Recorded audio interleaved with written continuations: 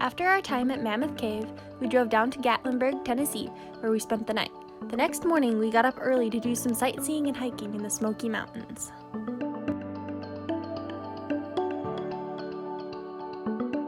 We made it to Great Smoky Mountains National Park! Let's go! Yay! Our 12th national park.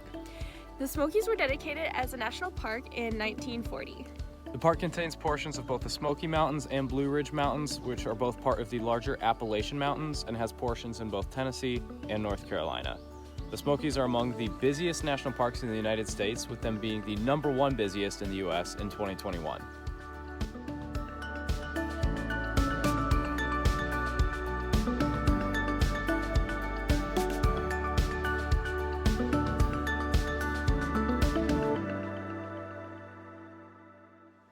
We just saw our first bear.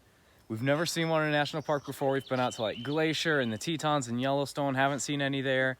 So we were hoping coming to the Smokies, I know they're known for their black bear population, that we'd be able to see one. And early morning, our first day here, it was just right along the side of the road. We were able to kind of stop quick and get a little bit of footage of it just because we were here early enough, there was no one else around us, but it was just right on the road. It was so cool. It was so cute and small. And that's the way you want to see them too, is from a car, moving, so like, not on the trail. Not while you're hiking, yeah, not to where you could have any sort of interaction or altercation with them. I know they don't cause a lot of problems for humans, but I'm sure it can get kind of tense at times. But hopefully we'll see more on the trip, but it was cool just to, see one that close this early in the trip too. That was awesome.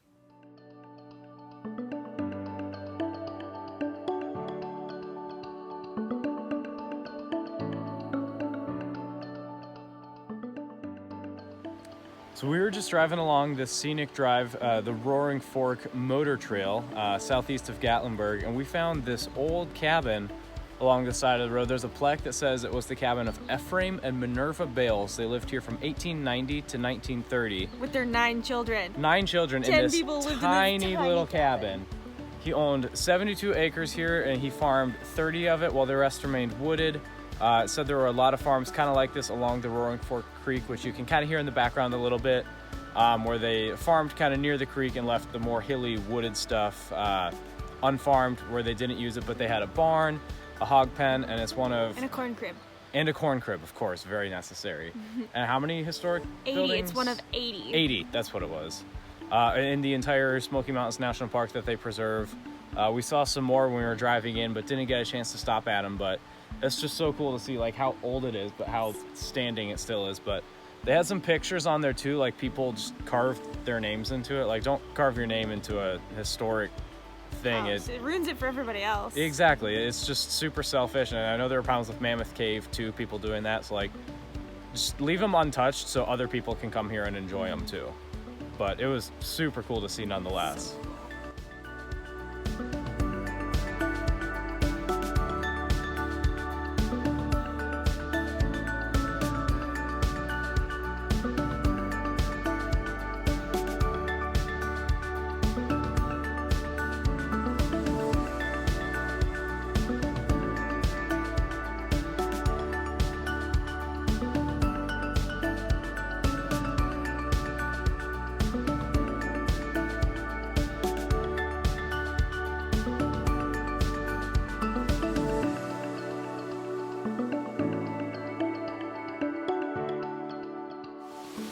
So this is one of the last stops on the Roaring Fork Motor Trail. It's called a Place of 1,000 Drips. It's really cool. It's just like this big, like, not one big waterfall, but just a bunch of little ones kind of like cascading. Yeah, kind of cascading down this wall, and there's just moss because of the humidity from it. There's a lot of moss here. It's like carving through the rock. It's really cool. One thing I will note as well for the Roaring Fork Motor Trail, it's a one-way road. And most of the parking for a lot of these things do just have like, what, 3 or 4 spots? Yeah. It's really small. So if you want to stop, which there are a lot of stops that are really worthwhile, I would definitely recommend coming as early in the morning as you can, because it's a really beautiful, really scenic drive. And I'm sure it just gets worse as there are more and more people filtering and kind of clogging up that one way.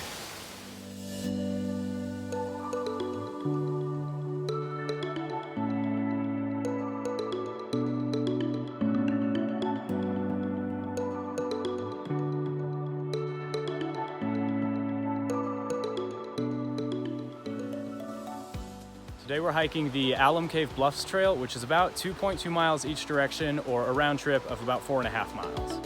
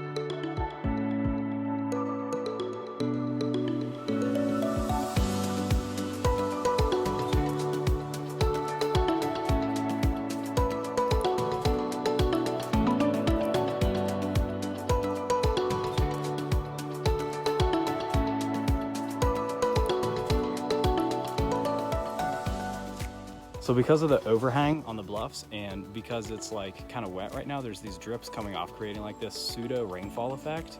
It's really neat because you can just kind of see them free falling down.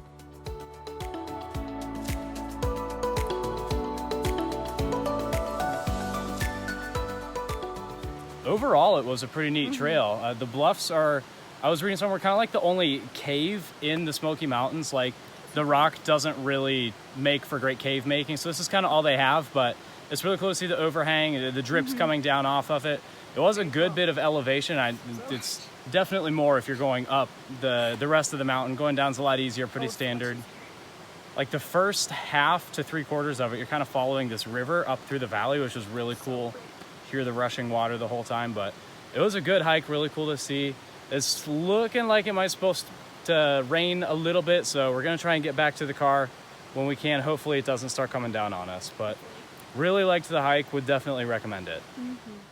So we're attempting one more trail today. The rain seems to be holding off a little bit, at least for now. We've got our raincoats just to be safe. So we were doing the Baskins Creek Trail. Now there are two trailheads for this one. One is on the north, one is on the south. The southern end has a little bit more elevation, but it does go past an old cemetery we're hoping to check out. I think that'll be really cool to see. And we're actually parked at the Rainbow Falls trailhead. There's a good bit more parking here, and the big thing is you don't have to go up that one way that we did this morning, the North Fork Motor Trail. Because if you go up that one way just a little bit to the actual trailhead for Baskins Creek, you have to loop around the whole thing. So we're walking another maybe half mile or so, but it's worth it not to have to do that whole loop a second time with more traffic this time around.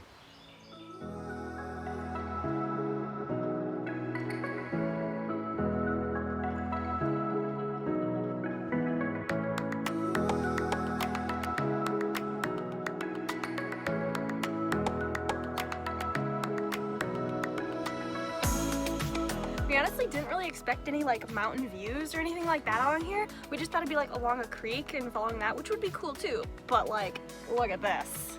Yeah, the last hike had really good views, which we expected looking at the elevation, but this one you kind of come up a little ridge and you get really good views. And I don't know if it's just this viewpoint in general or the time of day right now, but you can really see where they get the name the Blue Ridge Mountains, because it just looks super cool. Yeah, they're not really like incredibly smoky right now, but I mean, they do have that like bluish tinge to them, kind of like the Black Hills if you've been out that way, but it's just completely beautiful.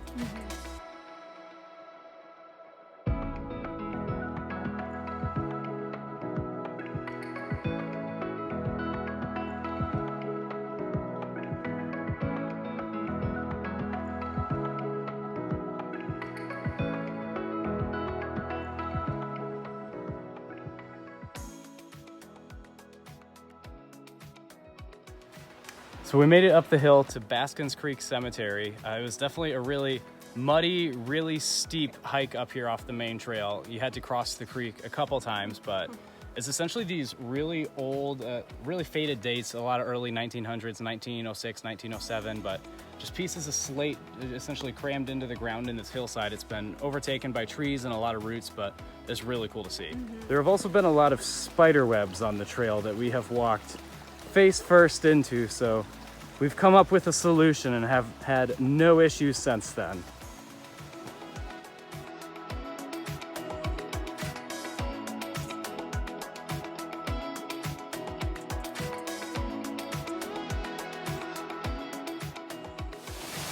super glad we decided to do this hike and like that it didn't rain, because this is just amazing to see this waterfall. It's just gorgeous. And we didn't see a single person on the way here either. I mean, the trailhead is really small.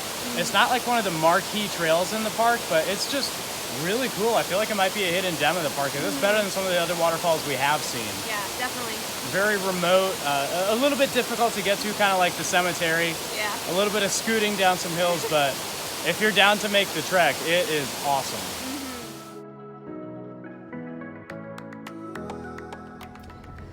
So we just had a pretty tense situation.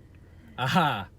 So it's funny because at the beginning of this video, at the start of this day, we're like, wow, we just saw a bear like it was our first bear. The coolest thing ever. And as she noted, like, it was great to see it from the car.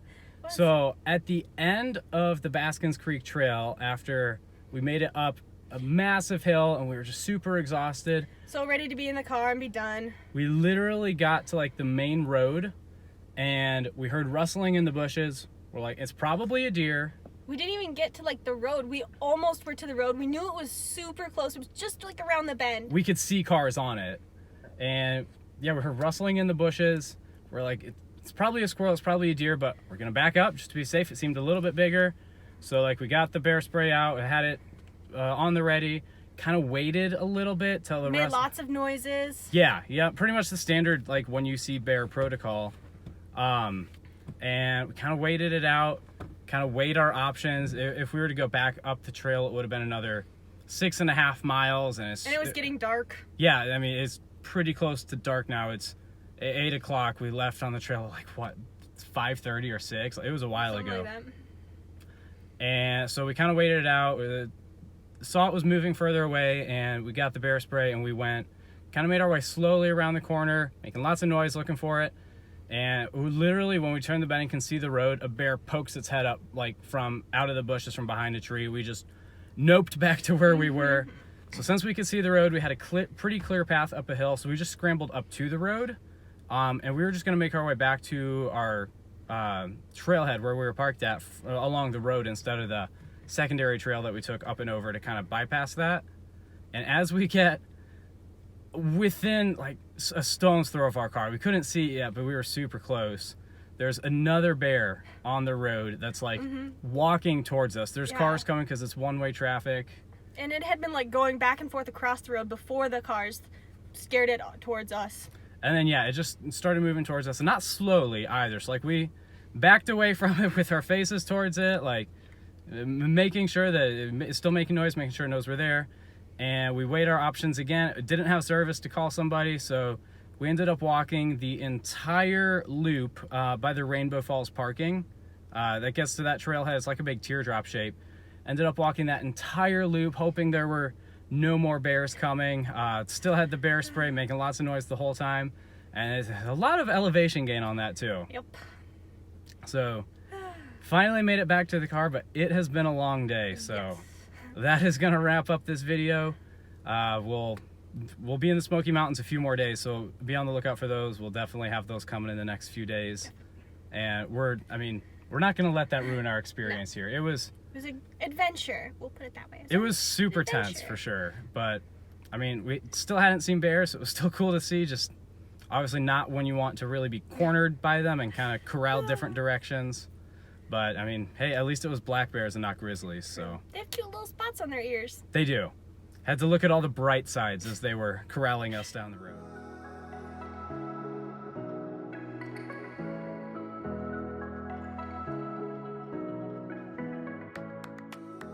So we lied about it being the end of the video.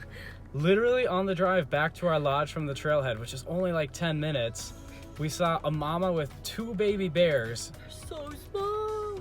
And the babies were clearly being a little bit feisty. They were kind of rummaging around in the bushes, and at one point the mama bear like ran up to it and it just darted up a tree like so fast. Instantly.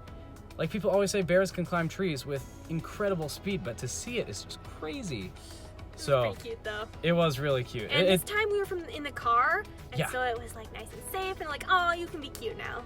Yeah, it definitely made up for the whole experience earlier, because I mean, more or less. Yeah. I mean, to see baby bears is really cool and really cute, but that is definitely not something you want to see on foot. No. Because those mother bears are protective. But this is probably the real end of the video. Yeah. So I hope you enjoyed that footage of those baby bears. We certainly enjoyed seeing it in person.